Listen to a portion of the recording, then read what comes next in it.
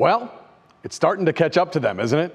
Somehow, some way, the Browns were able to find the win column the last 2 weeks, right? An improbable win over the San Francisco 49ers here in Cleveland, and a miracle victory last week in Indianapolis over the Colts.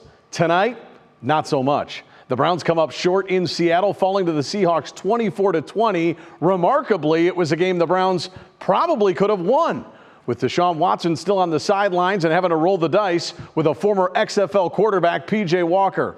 Wins the last 2 weeks allowed us to cover up a major issue with the Browns. They allowed us to give the Browns a pass, kick the can down the road a little bit, and not worry about the quarterback situation with this football team. Tonight, though, it was a reality check in the Emerald City. You can't win over a long period of time with P.J. Walker as your starting quarterback. And that's not bashing Walker, okay? He's done a serviceable job in a really difficult situation.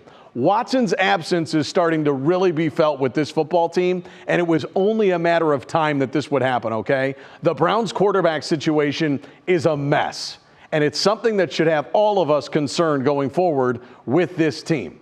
And I don't know that I'm even going at Watson here. An injury is an injury. It is what it is. But there was no contingency plan. Dorian Thompson-Robinson clearly wasn't ready.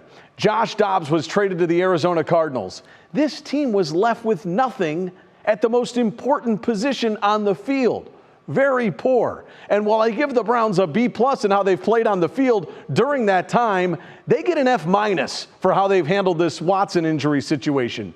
No contingency plan, a failure in communication, all of it just bad. And tonight, we saw it finally affect them on the field. A loss to a team, yeah, they probably should have beaten, right?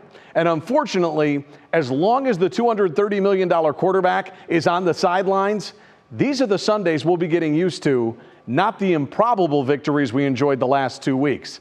That's just the reality right now with your Cleveland Browns.